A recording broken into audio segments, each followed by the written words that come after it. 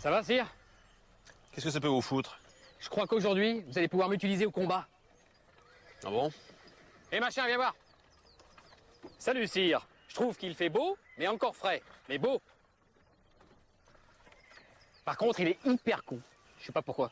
Salut à tous, on se retrouve pour l'épisode spécial des 1000 abonnés de Made by Amateur. Vous êtes des grands malades, vous êtes un millier. Waouh, c'est beau, je suis content. Donc pour vous remercier de suivre la chaîne et pour faire un petit peu de One Again Miss to Fly, eh bien en fait on va faire aujourd'hui l'épisode des 1000 abonnés qu'on a tourné il y a presque un mois maintenant. Nous allons faire la Battle Royale. Oui, je savais que beaucoup de gens voulaient voir un petit peu une partie fluff où tout le monde a sa chance. Et bien c'est ce qu'on a fait. J'ai appelé tous les joueurs qui étaient disponibles grâce au site ou grâce à la chaîne ou quoi que ce soit. Et en fait, on était 8 à faire cette partie. Et comment on l'a fait cette partie? Bien, c'est très très simple. On a fait une Battle Royale. On a choisi un régiment préféré, voilà, d'une armée, quelle qu'elle soit, démoniaque ou quoi que ce soit d'autre, et un héros de la même armée.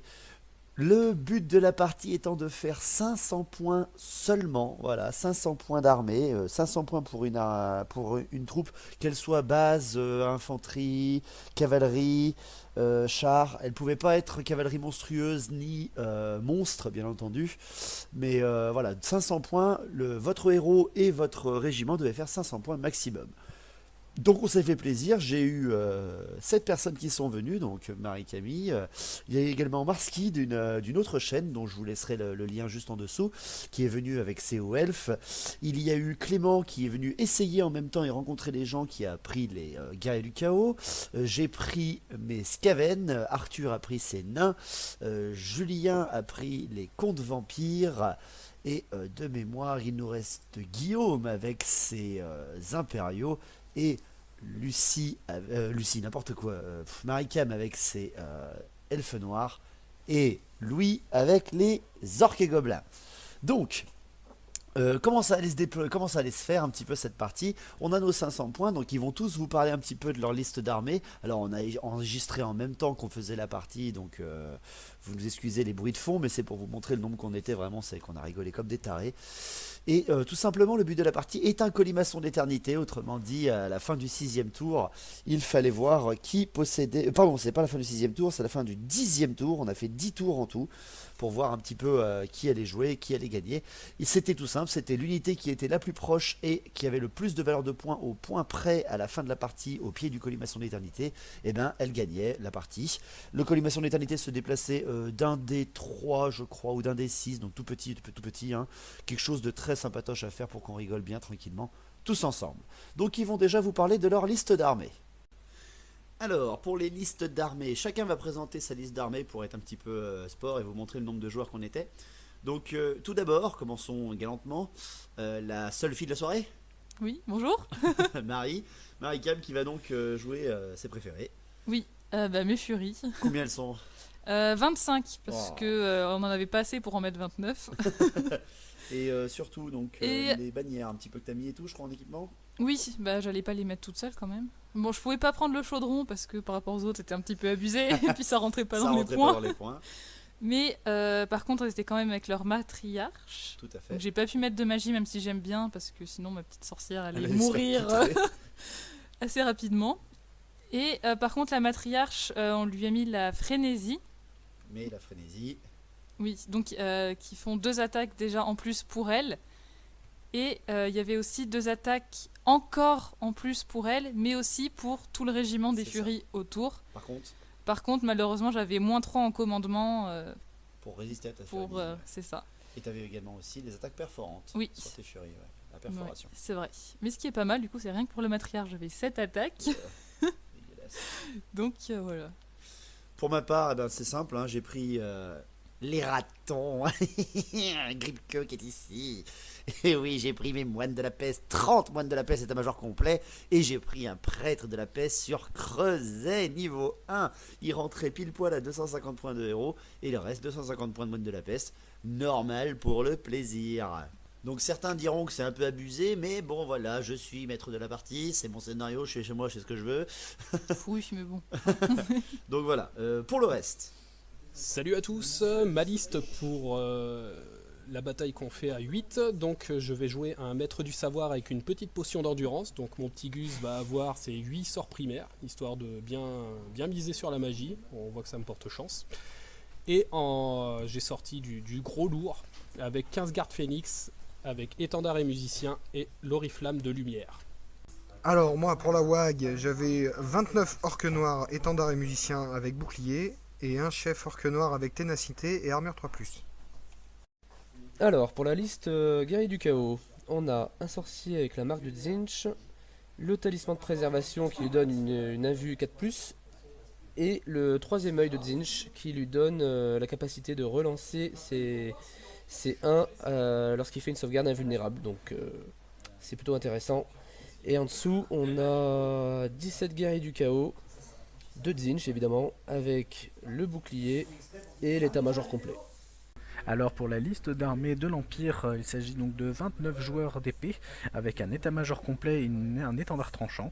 Ils sont menés par le répurigateur von Morschdorf, avec une paire de pistolets, une épée de bataille plus une attaque, un anneau rubis de ruine et une potion de célérité. Le tout pour un total de 499 points. Et la dernière piécette va à Monseigneur. Graou tout le monde, et c'est Arthur ici pour faire encore une partie avec les nains. Et on va essayer de pas se faire dérouiller encore une fois. Alors, je vous ai mis aujourd'hui, Graou, un petit forgerune avec une rune de fer niveau 3. Comme ça, il a plus 1 endurance, plus 1 PV et une régénération à 5+. Et comme il me restait 5 points à foutre quelque part, je lui ai mis une rune de pierre. Comme ça, il a plus 1 à sa sauvegarde d'armure. Comme il y a déjà une armure de gros méril, il pourrait peut-être survivre cette fois-ci. Et il est accompagné, bien sûr, les amis, de 24 marteliers, état-major complet, pour pouvoir l'accompagner. Comme ça, le petit bonus forgerune qui donne la perforance à son unité. Si on arrive à faire des charges, je pense qu'on va pouvoir passer sur tout le monde, surtout sur les orques gobelins, les elfes, les scaven. Enfin, il y a beaucoup de rancunes à combler. Graou! Bonjour à tous, je suis Helmut Schmidt-Tifekel de la Sylvanie. Je suis venu trouver ces piliers du pouvoir avec les squelettes du terrain du mont Sylvanie. J'ai donc acheté le niveau 2 de la sorcellerie et les pouvoirs du vampirique de mes ancêtres suivants. La séduction, les chevaliers des ténèbres et l'aura des sombres majestés. Dans les coffres de mon château, je suis allé chercher l'autre badine du trompeur pour faire lancer les sauvegardes invulnérables réussies. J'ai d'ailleurs pris aussi l'épétueuse de héros qui me donne plus 1 dé et plus 1 in ma force pour chaque héros du corps à corps. Et avec pour me défendre un peu, j'ai pris les boucliers de l'enchanté. Avec mon armure lourde, ça me fait bien équiper. J'ai amené avec moi une unité de 40 squelettes avec l'état-major et la bannière hurlante qui fait relancer, je m'égare, qui fait lancer 3 dés pour les tests de peur à l'unité adverse qui conserve alors que les 2 résultats les plus élevés. Les 2 sorts que j'ai tirés au début de la partie sont l'évocation de Néek pour trouver des squelettes en plus et la danse macabre de Van Hel. J'espère pouvoir capturer cet objectif à la fin de la partie pour pouvoir la gagner. À bientôt dans la vie ou dans la mort. Alors voilà, une fois que vous avez vu tout ce petit monde-là, eh bien on était parti maintenant pour les déploiements. Alors comment on aurait pu se déployer un petit peu sur cette table? Eh bien c'est tout simple, on a décidé de se déployer à 12 pas de tout ennemi, dans une branche de 11 pas du bord de table. Donc comment ça s'est déployé? C'est tout simple, hein. Guillaume s'est déployé en premier vu que là aussi les tours étaient aléatoires, autrement dit on lançait un dé 100 et le plus petit commençait, le dernier finissait. Je vous assure qu'il y a eu du 98 et du 100. Donc l'Empire, Guillaume s'est déployé en premier dans le coin à côté de son mausolée. Ensuite, les guerriers du chaos de Clément se sont mis assez isolément dans un coin de table. Ensuite, Marie-Camille avec ses elfes noirs se sont placés pas très loin du puits. Les orques noirs de Louis sont placés du côté des impériaux. Mais à leur opposé, alors face à face. Moi, pour mes Skaven, avec mon énorme creuset, je me suis placé en plein milieu, il m'avait laissé la place. Donc, je me suis mis entre le crâne et l'arbre maudit. Pour les hauts elfes de Marski, il s'est placé lui aussi où il pouvait, parce qu'il avait déjà plus beaucoup de place. Il a décidé de se mettre entre les orques noirs et les elfes noirs. Et Arthur s'est mis entre les impériaux et les orques, vu qu'il s'est mis le plus près des orques pour les tuer. Et enfin, Julien, avec les contes vampires, s'est placé face aux furies, avec sa horde. Donc voilà un petit peu pour le déploiement. La magie, en fait, c'est très très simple. La magie a été assez classique, vu qu'il n'y avait en fait quasiment pas de mage parmi nous. Il y avait un maître du savoir, mais le maître du savoir connaît tous les sorts primaires. Pour ma part, mon Skaven, lui, mon prêtre de la peste, connaissait le souffle pestilentiel. Et le dernier mage qu'on avait, il y en avait deux. Il y avait le comte vampire qui a pris Néek et qui a pris également la danse vacabre de Vanel, qui pouvait relancer les touchés et faire avancer gratuitement. Et enfin, le sorcier de Zinch, qui connaissait la baliste de Zinch, la 1d6 touche force, 1d6 plus 4. Dégueulasse. Donc voilà un petit peu comment ça s'est passé pour l'ordre du tour 1. Alors c'est comme pour la partie de la guerre elfique, si vous êtes sujet à de la magie qui vous attaque, vous pouvez soit la dissiper en utilisant tous les dés qu'on avait sur la table, soit demander à quelqu'un de vous le faire pour pouvoir un petit peu égaler tout ça. Attention par contre, la magie n'était pas de 2d6 mais elle était de 2d3. Voilà, parce que sinon c'était vraiment beaucoup trop cheaté. Imaginez quelqu'un prenait le domaine de la vie et on était tous morts. Donc voilà, le premier tour commencera par Marski et ses hauts elfes, ensuite ça sera Marie-Camille et ses elfes noirs, suivra Julien avec les contes vampires, les impériaux de Guillaume suivront, les guerriers du chaos de Clément continueront, les orques noirs de Louis arriveront ensuite, les nains de Arthur seront là presque pour finir, et à la fin, les Skaven pourront bouger. Donc le premier tour des hauts elfes de Marski, il fait une reformation en direction des orques noirs, parce que les furies ne le voient pas, ils préfèrent un petit peu blaster, puis les régiments d'orques noirs sont une trentaine, ils font vraiment très très peur. Pour sa magie, il fait 3 et 2, donc pas mal du tout sur 2d3. Il tente le regard embrasé de Shem, et il réussit, bien sûr les orques noirs ne sont pas aidés derrière, et il perd 3 orques noirs lui. Ensuite il tente le sort primaire du feu à 2d6 touche force 4, il réussit et tue encore un 4e orque noir. On commence déjà à avoir de la perte chez Louis, mais bon, au moins il n'aura pas d'animosité, ça sera déjà ça pour lui. Donc voilà, c'est déjà la fin du tour 1 des hauts elfes. Ça sera une partie qui paraît courte comme ça, mais je vous assure quand ça va commencer à se taper sur la gueule, ça va pas être pareil. Ensuite, le tour 1 des elfes noirs de Marie-Camille, elle arrive à retenir sa frénésie qui pourtant est à commandement 5 pour ne pas charger les contes vampires, et se retourne pour pouvoir avancer en direction des hauts elfes, sa chose absolument abhorrée. Elle n'a ni magie ni tir, donc on passe ensuite au tour des contes vampires. Pour ce qui est des contes vampires, Julien fait une reformation. Il y a l'air d'avoir déjà une petite alliance entre elfes noirs et contes vampires.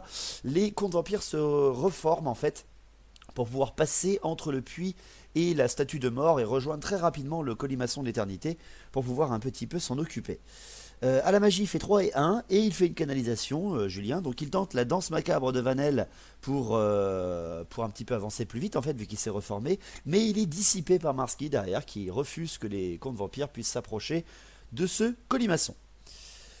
Arrive ensuite Guillaume avec ses impériaux qui fait avancer ses joueurs d'épée en direction des orques noirs pour certainement faire valoir la puissance et la valorisation de l'alliance des hommes et des nains sur cette partie. On était déjà dans la merde. Arrive le tour 1 des guerriers du chaos. Alors, je suis un petit chaotique, je suis un Skaven, et je me suis dit, tiens, et si je me faisais un allié, donc j'essaie de convaincre Clément de s'allier avec moi, et que le chaos puisse régner complètement sur la terre, pour le raccord nu, et après pour Zinch. Et en fait, ces guerriers du chaos avancent vers mon creuset, et il fait à la magie double 1, et il me fait un trait sur le creuset, et m'enlève 2 putains de PV sur mon creuset. Il a la règle de feu mutant, j'ai une endurance de 6, je suis assez rassuré, et je fais un énorme 6, le rat cornu, souffre sous la puissance de Tzeentch et la puissance de la pestilence ne me protège pas assez car je perds encore 2 autres putains de PV sur mon creuset. Je perds 4 PV à cause de cet enfoiré de Tzeentch qui vient de me blaster. Et merde, là c'est un enculé, ok, la guerre est déclarée. Pour le tour 1 des orques noirs, eh bien, Louis fait avancer ses orques noirs en direction des hauts elfes. Pourquoi? Pour pouvoir les menacer. Il les retourne en fait et décide de ne pas s'occuper des marteliers nains qui sont de toute façon trop loin. Pour le tour d'Arthur avec ses marteliers nains, il fait une avancée légère en direction du colimaçon et en direction un peu des orques noirs pour pouvoir menacer un petit peu tout le monde. Et pour terminer, eh bien, Mescaven, eux, avancent en direction de l'objectif à pas forcer, vu que je sortirai comme ça de la vue des guerriers du chaos et que personne ne puisse m'embêter avec tout ça. Pour le tour 2, l'ordre change à nouveau. Marie-Camille commencera avec les elfes noirs, Julien continuera avec les contes vampires, ça sera ensuite au tour de Marski, Clément continue avec les guerriers du chaos, les orques noirs de lui suivront, Mescaven pourront ensuite continuer leur partie, les nains d'Arthur arriveront ensuite et l'Empire finira. Donc pour le tour 2 de Marie-Camille, les elfes noirs, elle ne s'en fout de l'objectif, elle joue roleplay, c'est ça que j'adore chez cette gonzesse, c'est pour ça que je l'aime. Le truc c'est que elle charge, les hauts elfes, bien sûr que oui, il y a des hauts elfes en plus qui lui tournent le dos, imaginez. Donc elle charge les hauts elfes, les gardes phénix, et bien sûr qu'ils sont en fuite, qui s'enfuient et qui ne sont pas rattrapés par contre derrière. Ensuite vient le tour des contes vampires. Julien reforme encore un petit peu son régiment et avance un petit peu en direction du puits. Et tente une danse vacabre encore de Vanel avec un magie qui fait 3 et 2, pas mal du tout. Mais il est dissipé ce coup-là pas par Marski, mais par Clément et ses guerriers du chaos. Ouh là là là là là, l'alliance du chaos et des hauts elfes, c'est bizarre. Pour le tour 2 de Marski, il tente le ralliement de ses gardes phénix et il le réussit, cette espèce de blah, un peu trop facile. Donc il se retourne en direction des furies. Il fait double 2 à la magie, donc il tente le sort du feu au maximum sur les furies, mais il se loupe, il fait un 15 au lieu d'un 18, heureusement pour Marie-Camille. Pour le tour 2 des guerriers du chaos, il retourne ses guerriers du chaos, Clément, en direction de mon creuset, vu que je lui tourne le dos, pour pouvoir un petit peu me menacer à la magie. Il fait 2 et 1 à la magie, il prend ses 3D, il fait la baliste sur mon creuset pour m'achever, mais j'ai une résistance à la magie de 2, et je sauve mon creuset par cet invulnérable, tout à fait accepté et acceptable. Pour Louis et ses orques noirs, il déclare une charge à son tour dans le dos des gardes phénix, qui se loupe. Putain, c'est pas possible, et qu'il le fait seulement avancer de 5. C'est une aberration. Pour le tour 2 de Mescaven, je me retourne en direction des guerriers du chaos. Les impériaux sont encore loin. Et là, ils m'ont fait chier. Il faut que je leur fasse mal. J'ai aucune chance contre des guerriers du chaos. Si je perds mon creuset, il faut absolument que je survive au prochain tour. Pour le tour 2 des nains, il fait avancer vers le centre Arthur, ses marteliers et son forgeron, pour pouvoir avoir vraiment l'image de l'alliance des hommes, car juste après Guillaume, avec ses joueurs d'épée, fait la même avancée en parallèle pour lui. Il a par contre un petit anneau de ruine qui nous a bien caché, Guillaume, et avec son 3 et 2 de magie, il tente son anneau en direction de mes moines de la peste, mais par contre, avec une force de 4 sur une lance de 4, il ne me tue rien. J'ai du pot pour ce tour 2. Pour le tour 3, je commencerai avec Mescaven, les impériaux continueront, les hauts elfes ensuite, les elfes noirs, les guerriers du chaos, les orques noirs, les nains et les contes vampires termineront le tour 3.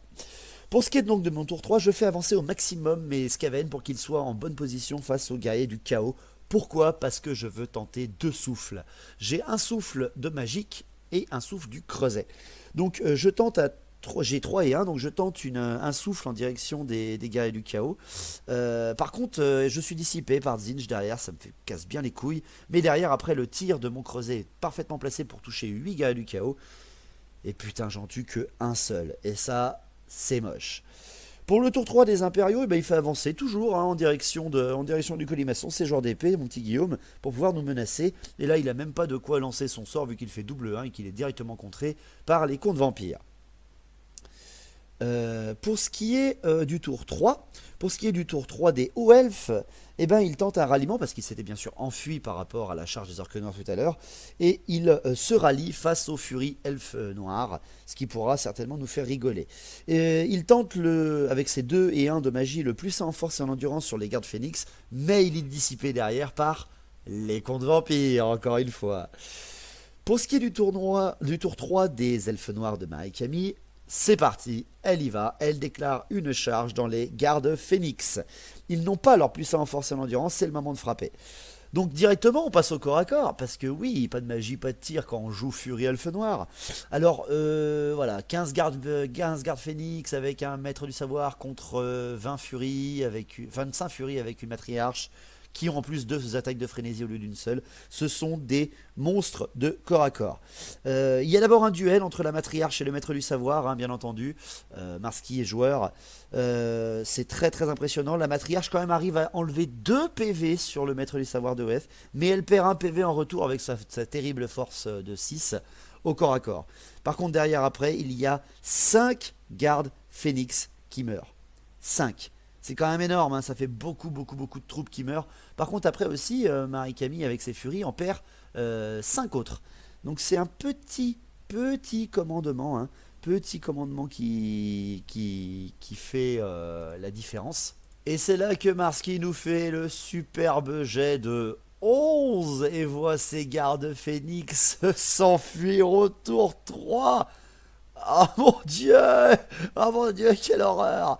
Et en plus, il s'enfuit à travers les orques noirs, tandis que la frénésie des furies ne les fait même pas poursuivre suffisamment et se place devant les orques noirs, presque full PV. Waouh! D'ailleurs, on avait regardé un petit peu pour voir qu'est-ce qui se passait si vous traversiez un infranchissable, parce que les autres régiments sont déclarés comme infranchissables. On a fait un test de terrain dangereux en fait pour le régiment de Marski, et vu que ce sont des putains de gardes phénix, ils n'ont eu aucune perte à travers le terrain dangereux. C'est une aberration. Donc voilà, les elfes noirs ont bien prouvé leur puissance à faire fuir des gardes phénix en un seul tour, c'est magistral, hein, magique alors qu'on est toutes nues avec des forces 3. Bravo, les furies. Pour ce qui est du tour 3 qui suit, c'est les guerriers du chaos. Ils chargent mon creuset, hein, bien entendu. Ils préfèrent attaquer au lieu de subir une défaite. Surtout ne pas se faire charger par un creuset, mais attaquer un creuset. Donc pas de magie pour ce tour-là des guerriers du chaos. Et ben je perds 2 moines de la peste. Et ouais, je perds 2 moines de la peste.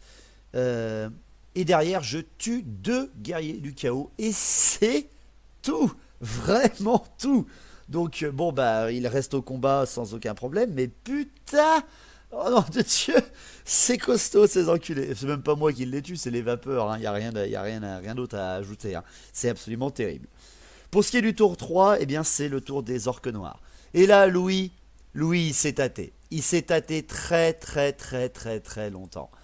Est-ce que je charge? Est-ce que je m'allie? Est-ce que je fais... Et puis d'un coup il a fait, vous savez quoi? What the fuck? Et il a décidé donc d'attaquer et de charger avec ses orques noirs dans les furies. Donc c'était une bataille de 26 orques noirs, 25 orques noirs et leur chef contre 20 furies et leur matriarche. Donc dans un combat qui est épique et violent à souhait, Louis perd 11 orques noirs et 1 PV sur son général.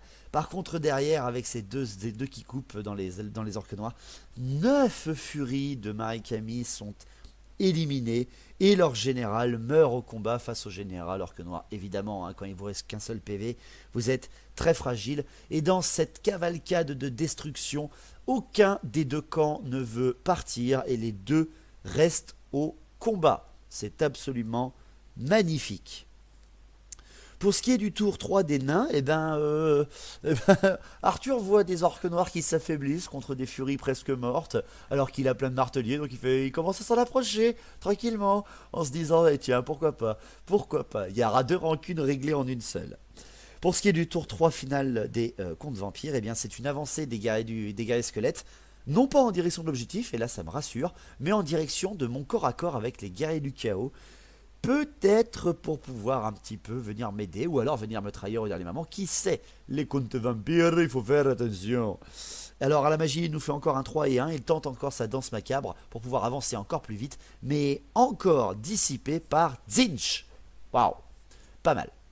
Pour le tour 4, je commencerai. Marie-Camille continuera, les elfes de Marski continueront ensuite, les orques noirs de Louis finiront leur combat s'ils ont survécu, les impériaux de Guillaume, les guerriers du chaos de Clément, les nains d'Arthur et encore une fois les contes vampires pour terminer la manche.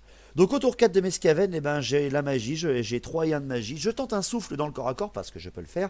Et je tue seulement un seul putain de guerrier du chaos. Oh là là, c'est une aberration, ces mecs sont des tanks absolus, c'est terrible. Derrière, ben, mon creuset, malheureusement, sous les très très nombreuses attaques des guerriers du chaos, finit par mourir. Et je perds 3 moines de la peste avant de tuer 3 guerriers du chaos.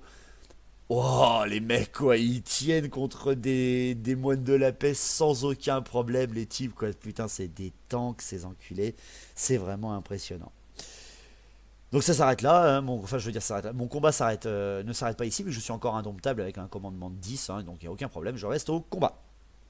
Pour le tour 4 des elfes noirs, eh bien le corps à corps est toujours ancré entre les orques noirs et les furies. Il y a 6 orques noirs qui meurent et leur général finit par mourir par les attaques empoisonnées des furies. Et il y a 3 autres petites furies qui meurent. C'est la fuite des elfes noirs, des orques noirs, pardon, qui finissent rattrapés par les furies. Les furies ont nettoyé tout leur bord de table. Bon, elles sont plus très nombreuses, hein, il en reste plus que 4 ou 3. Et il ne reste que des hauts elfes en fuite en face d'elles. C'est vraiment impressionnant. Elles ont niqué 2 régiments à elles seules. Franchement, félicitations aux furies. Malheureusement, elles vont être très très faibles maintenant.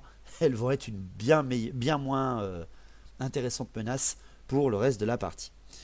Ensuite, le tour des hauts elfes de Marski, il arrive à se rallier encore une autre fois. Franchement, il a une veine pas possible. Il a la magie qui arrive à 3 et 1. Donc il tente le feu sur les furies et il en tue suffisamment pour qu'elles ne restent plus que 3. Alors je disais qu'elles étaient 3 avant, non, elles étaient 6. Il en tue 3. Mais par contre, il fait un irrésistible dans son sort. Il fait un irrésistible 6 qui lui fait, c'est un irrésistible 8 qui fait mourir son maître du savoir tout seul comme un grand. Bravo Marski. En fait, voilà, dans son dernier PV, il tue les furies pour qu'elles ne restent plus que 3, mais il meurt dans son acte. Arrive ensuite, malheureusement, on n'a plus de tour des orques noirs, donc le tour des impériaux de Guillaume. Il fait avancer ces impériaux en direction du corps à corps des Skaven pour pouvoir un petit peu menacer ce qu'on a, le survivant en fait, hein, qui arrivera. Il fait un double 1 à la magie et il tente de lancer son anneau de rubis de rune dans le corps à corps parce qu'on a décidé qu'on pouvait le faire tout simplement. Et heureusement, il est dissipé par mon prêtre de la peste sans vraiment de problème. Pour ce qui est du tour 4 des guerriers du chaos, contre mes Skaven, c'est pas la même. Il me déclare un défi avec son héros. Mais bon, moi je suis Skaven, hein, je me recule. Pourquoi? Parce que je sais que son héros est cheaté à mort. Il a voulu s'inspirer de Valmir, j'en suis sûr. Donc je recule derrière, mais je ne perds pas mon commandement. Et c'est là que nous montre la puissance des moines de la peste sans leur creuset contre des putains de guerriers du chaos de Tzeentch. J'en tue 1, wouh, et lui m'en tue 7, wouh. Heureusement, j'ai encore un rang et demi de plus. Je suis toujours indomptable et je ne bouge pas. Pour ce qui est des tours 4 des nains, les nains voient les orques noirs se faire poutrer par les dernières furies. Donc ils disent bof, ils se retournent et continuent leur avancée légère vers le centre. Pour ce qui est du tour 4 après des contes vampires, eh bien Julien fait une avancée en direction vraiment du corps à corps, vraiment pour être à côté, et tente avec son double 1 de magie une danse macabre pour être encore à côté des guerriers du chaos. Et ce coup-là, il l'a réussi, il n'est pas dissipé correctement par Tzeentch et se place à un pas du corps à corps des guerriers du chaos et des Skaven. Alors, le colimaçon, bien sûr, il bougeait jusqu'au tour 4, mais il a bougé à chaque fois que d'un seul pas, donc franchement, je ne voulais pas changer sur la table parce que ça ne sert à rien. Par contre, à ce coup-là, il s'est déplacé vraiment en direction du corps à corps et a commencé un petit peu à nous gêner en termes de déplacement. C'était pour ça qu'il a fallu en parler. Pour ce qui est des tours, eh bien, le tour, ça sera d'abord les contes vampires ce coup-là, les elfes noirs, les Skaven, les nains, les guerriers du chaos, les hauts elfes et les impériaux à la toute fin. Donc pour une fois que les contes vampires commencent, eh bien, c'est une charge des contes vampires seulement sur les guerriers du chaos. L'alliance des morts et des Skaven, vu que les Skaven n'ont pas eu d'alliance avec Tzeentch, ont trouvé une alliance avec le grand comte vampire de la table. Et donc, la charge est assez tonitruante. Il y a un 3 et 1 en magie derrière, donc il lance une danse macabre qui fait un irrésistible, oui, un irrésistible 8 là aussi, qui ne blesse même pas le vampire derrière. Donc les squelettes peuvent relancer leur toucher, c'est assez sympa. Mais donc arrive ce fameux corps à corps où tout se mélange, où les contes vampires se mélangent avec les Skaven et les guerriers du chaos. Alors, là, c'est là qu'entrent en jeu les formidables formules de jeu de Julien. Avec la séduction qui arrive en duel contre son sorcier, à Clément, vu qu'il est obligé de relever les duels contre ce vampire hyper cheaté en duel. La séduction fait perdre en fait la CC énorme des guerriers du chaos. C'est vraiment un avantage vraiment très impressionnant. La séduction plus le chevalier des ténèbres sur le vampire font que il fait plein d'attaques dans la gueule au héros guerrier du chaos, mais derrière avec son armure invulnérable de cheaté, il ne perd aucun PV. Et derrière en fait 2 squelettes meurent, mais un seul guerrier du chaos est tué par rapport à cette charge de 40 contre 11. Wouh, bravo les gars. Mais par contre, l'énorme résultat de combat d'apposer en charge de flanc avec les bonus de rang, etc., perdant la notabilité sur les guerriers du chaos, c'est assez radical. Les guerriers du chaos testent, ils se loupent, ils s'enfuient, les comptes vampires restent, mais j'en profite, vu que je suis dans le même corps à corps, j'en profite pour poursuivre les guerriers du chaos et les rattraper avant qu'ils arrivent hors de table. C'est donc une superbe victoire de mes moines de la peste qui attaquent les guerriers du chaos. Ah, bravo, je suis le meilleur. J'ai juste engagé un vampire et tous ces hommes pour quelques pierres de Valpierre, mais c'est pas grave. Pour ce qui est du tour 5 des elfes noirs, bon, elle sait qu'elle n'a plus aucune chance, elle tente le coup, de toute façon elle loupe sa frénésie. Les 3 furies restantes chargent les gardes phénix. Bien entendu que le combat est assez radical, hein. Il y a 2 gardes phénix qui meurent, hein, quand même, hein, par la puissance de 3 furies, mais par contre derrière avec les halbardes, hein, non, il n'y a aucune chance. Les furies meurent au combat bravement. Marie-Camille est donc la 3e personne à disparaître de la bataille royale, mais c'est quand même en ayant enlevé un énorme régiment d'orques noirs à elle toute seule, et derrière en ayant mis en fuite son premier adversaire qui l'aura finalement tué, non sans compter d'avoir tué quand même leur général. Félicitations aux furies. Pour le tour 5 des Skaven, je fais une reformation pour me tourner en direction du colimaçon d'éternité, parce que finalement, je suis pas si mal placé que ça. Bon, j'ai pas beaucoup encore de points qui me restent, mais je suis toujours dans la partie. Pour ce qui est du tour 5 des nains, eh bien, toujours une avancée au maximum. Ce sont des nains, hein, on les connaît pour leur grande vitesse de pointe. Nous les nains sommes des sprinters. Cette blague a été faite au moins 15 fois dans la journée. Donc ils avancent tranquillement en n'ayant toujours rien perdu. Et c'est pareil pour les hauts elfes qui font une avancée au max bien plus rapide ce coup-là par contre que ce qu'ils avaient pu faire s'ils étaient nains. Dernière chose, c'est bien ce sont les impériaux qui se placent. Vraiment, ils se placent à côté du crâne et ils verrouillent leur position en face du colimaçon d'éternité. Pour ce qui est de la magie, avec le petit anneau, il tente sur les Skaven, hein, le répurgateur, mais malheureusement ne fait rien du tout. Et il tente même aussi de tirer avec ses pistolets en direction des Skaven, mais ne fait également rien. Pour le tour 6, eh ben le tour 6 a été extrêmement court. Les Skaven, les hauts elfes, les nains, les contes vampires et les impériaux, ce sont les derniers vraiment à être encore en jeu. Le colimaçon lui retourne en direction des joueurs d'épée, mais seulement d'un petit pas. Donc vraiment on va pas s'en plaindre énormément, hein. C'est quelque chose qui va nous donner un sacré challenge en plein centre de table. Pour le tour 6 des Skaven, eh bien, je fais une avancée et une reformation assez radicale pour pouvoir me placer, me protéger du flanc avec les joueurs d'épée et pouvoir au cas où menacer de tuer mon allié contre vampire s'il vient un petit peu trop s'approcher de mon objectif. Pour ce qui est des hauts elfes, ils font leur avancée au maximum mais sont bloqués par l'avancée des nains qui suivent juste après et qui se posent vraiment devant l'énorme entonnoir qui se forme au colimaçon. Le tour 6 des contes vampires leur montre une avancée également et vient enfin prendre le colimaçon, hein. Ils sont à 0,5 pas de cet objectif. C'est donc eux pour l'instant qui le conservent. Et avec cette petite magie de 2 et 1 qui arrive dans les pattes du conte vampire, la danse est dissipée, mais l'invocation de Néhek derrière lui fait récupérer tous les guerriers squelettes qu'il a perdus lors du combat contre les guerriers du chaos. Pour le tour 6 des impériaux, eh bien, il n'y a rien de fait, les impériaux ne bougent pas, il y a un double 1 à la magie et un petit blast de l'anneau qui tue 3 guerriers squelettes. Pour le tour 7, le colimaçon continue un petit peu de glisser et vient se verrouiller avec l'arbre et donc recule en direction des contes vampires. L'ordre, ça sera d'abord les nains, les Skaven, les hauts elfes, les impériaux et enfin les contes vampires à la toute fin. Pour le tour 7 des nains, Ils tentent une charge contre les Skaven, mais ils se loupent dans leur charge beaucoup trop loin. Un petit peu entreprenant là mon cher, bon, c'est dommage, mais c'est pas grave. Heureusement, ils ne bloquent pas le chemin. Pour le tour 7, eh bien, les Skaven, je me suis tâté. Je me suis tâté, mais tellement longtemps à faire un souffle magique dans les contes vampires, ou j'en sais rien. Ça aurait été hyper badass, parce que là, les contes vampires, ils fondaient comme neige au soleil. Mais non, je décide de pas trahir tout de suite. Je fais une avancée à 90 degrés en direction des joueurs d'épée, en fait, tout simplement, pour pouvoir à eux leur faire un petit peu de magie. À la magie, je fais 3 et 1, je souffle dans les joueurs d'épée et j'en tue 3. Ça va toujours un petit peu bien. Pour le tour 7 des Elfes, ils font une avancée au maximum et se placent vraiment derrière les nains pour pouvoir menacer un petit peu tout ce qui peut être fait. Et surtout pouvoir un peu être furteur en fait. Là, il va falloir qu'on s'en méfie un petit peu de ces mecs-là. Pour le tour 7 des Impériaux, eh bien, c'est une charge. C'est une charge dans les contes vampires pour pouvoir un petit peu purger cette hérésie. Et c'est là que Guillaume nous montre qu'il a les nerfs car il réussit sa charge. Donc il réussit sa charge directement le corps à corps. Le répurgateur déclare un défi sur le vampire. Et ouais, il décide d'attaquer le vampire.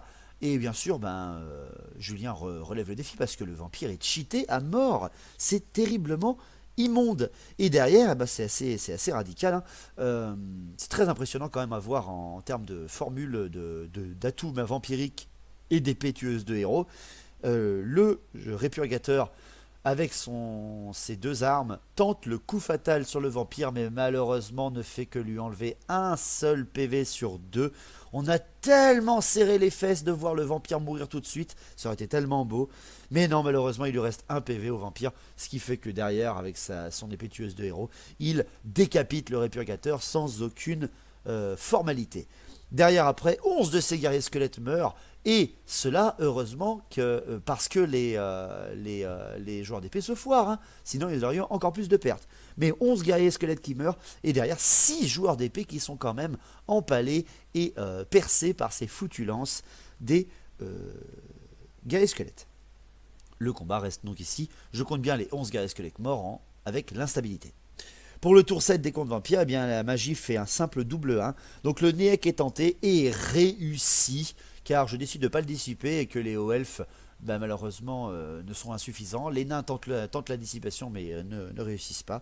Donc 8 guerriers squelettes repop et le PV perdu sur le vampire, sans aucun problème. Et on passe directement au corps à corps derrière, où on voit 4 joueurs d'épée se faire empaler et 3 guerriers squelettes seulement mourir, ce qui est vraiment une aberration.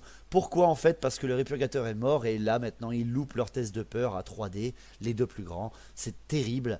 Les joueurs d'épée se font refouler et repousser par des guerriers squelettes avec leurs vampires. Ils s'enfuient et ils ne sont même pas poursuivis par Julien qui décide de simplement se reformer en ligne de 6, en ligne de 5 pardon. Non, de 6, c'est ça. Et dans la traversée des moines de la peste et du décor, les joueurs d'épée perdent 2 d'entre eux. C'est terrible pour le tour 7.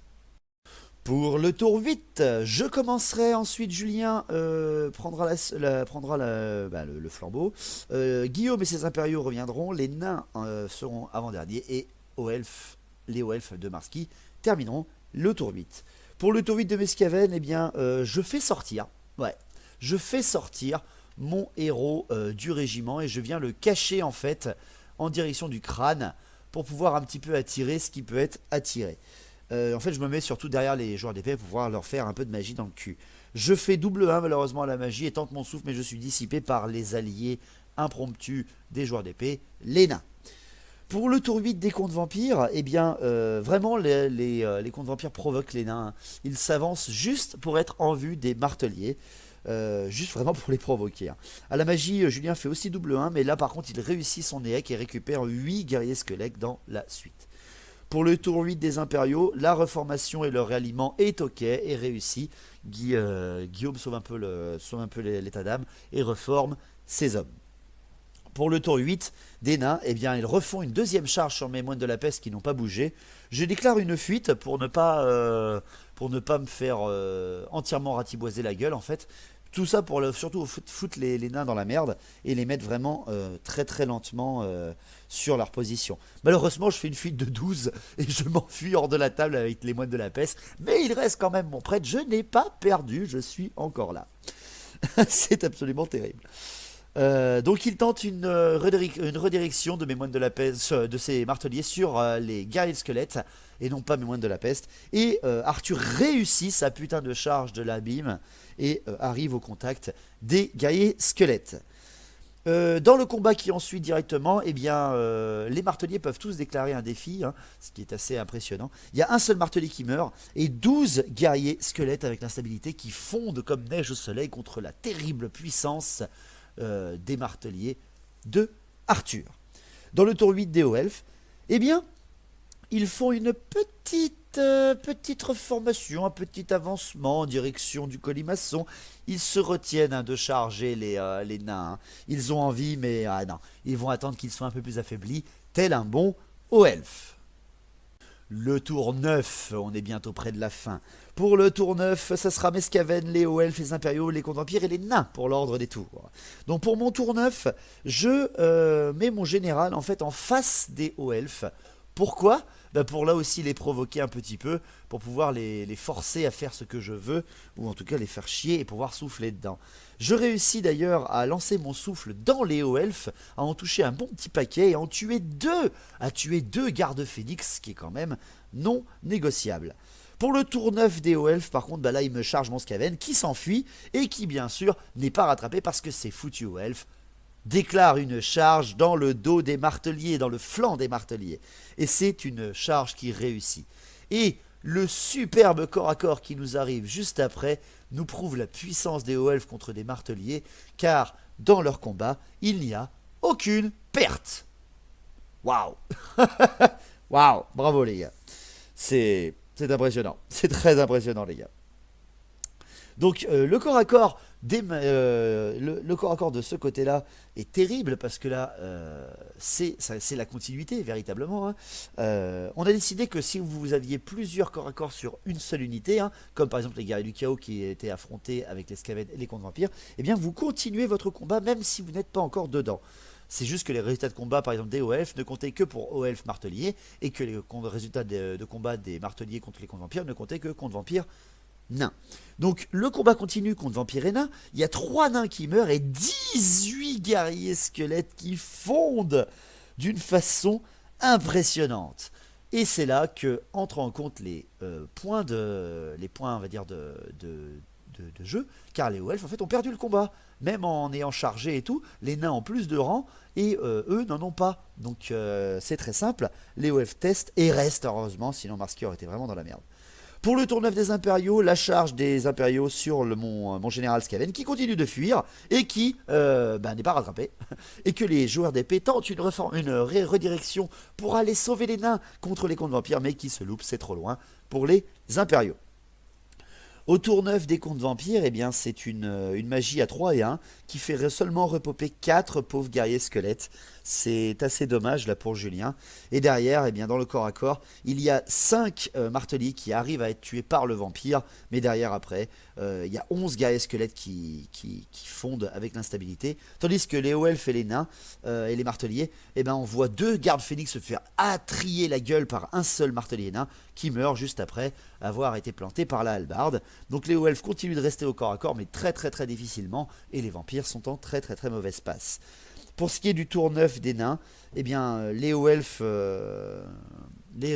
en tuent encore un de ces marteliers, sans perdre par contre là de troupes derrière, c'est assez dommage. Et par contre, il y a 4 guerriers nains et guerriers squelettes qui meurent face aux vampires qui finalement ne restent plus que tout seuls face aux marteliers qui sont encore une douzaine contre 4 gardes phénix contre eux. C'est une véritable battle royale, c'est un bordel absolu, on adore ça. Il ne reste plus que 5 hommes sur table à cette fin de tour 9. Le tour 10, eh bien, vient voir les nains commencer, les hauts elfes continuer, les Skaven à leur suite, les contes vampires à l'avant-dernier et les impériaux à la toute fin. Pour le tour 10, eh bien, le corps à corps des nains contre le comte vampire, on voit un martelier qui est tué, mais le général comte vampire derrière est assassiné par les maillets puissants et redoutables des nains.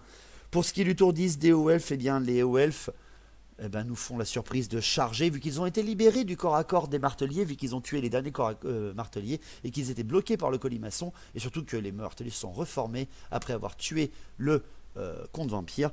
Ils se disent, les gardes phénix, ils sont 4, on y va, et ils chargent le flanc des joueurs d'épée. Ah, les enculés de hauts elfes. Ah là là, quelle horreur, quelle horreur. La charge est réussie. Il ne se passe rien dans le combat, parce que finalement il n'y a que 2 hauts elfes qui peuvent toucher 2 joueurs d'épée. Il ne se passe rien dans le combat, et la ténacité légendaire des joueurs d'épée disparaît dans les mains de Guillaume, qui nous fait un test à 9, bordel, et on voit les joueurs d'épée s'enfuir et être rattrapés par des hauts elfes en pleine forme avec une poursuite de 10. C'est horrible, c'est immonde. Dans mon tour 10, mon Skaven se rallie, je tiens à le préciser, et tente un souffle à 3 et 2 que je réussis sur les marteliers pour les mettre en fuite et finalement peut-être gagner la partie. Mais malheureusement, mon souffle ne tue qu'un seul martelier qui ne provoque aucune perte. Les impériaux sont morts, les comtes vampires sont morts. Je suis le dernier joueur du tour 10 et il n'y a plus rien à faire. Les hauts elfes ne sont plus que 4. Mon Skaven est le dernier survivant et il reste une douzaine de marteliers, le forgerune en pleine forme. La victoire de la Battle Royale, messieurs, dames, est donc pour Arthur et ses marteliers. Félicitations. Donc voilà, c'était la Battle Royale de Made by Amateur. C'est vraiment pour déconner qu'on a fait cette partie. Hein. Je cherchais une idée pour pouvoir vous faire une partie des 1000 abonnés, quelque chose qui aurait pu être sympa, assez fluff. Et en fait, voilà, c'est assez facile à faire. Faites-vous des soirées comme ça, là, franchement, on n'en pouvait plus à la fin. La moitié était bloquée par la neige pour rentrer et finalement ils sont restés pour voir qui gagnait en fait. On m'a même demandé, vas-y, envoie-moi le message, je veux savoir qui est-ce qui a gagné, etc. Donc voilà, messieurs, dames, c'est la victoire des nains pour la Battle Royale, en espérant que ça vous a plu. Nous, on a pris un plaisir immense à jouer. Donc on se retrouve bientôt pour un nouveau Made by Amateur. Merci encore à vous, merci à tous d'avoir suivi cette chaîne jusqu'à maintenant. On va continuer, écoutez, pour l'instant on est encore motivé, on a encore le temps, donc je vous remercie. Longue vie à Battle, au vrai Battle. N'hésitez pas à aller voir la chaîne de Marski si jamais vous êtes un peu intéressé par le 9e âge, car il a d'excellentes figurines et nous fait quelques petites parties en 9e âge, donc, et en 40K aussi. Donc merci à tous et on se retrouve bientôt. Longue vie Battle, au vrai Battle. Allez, à plus.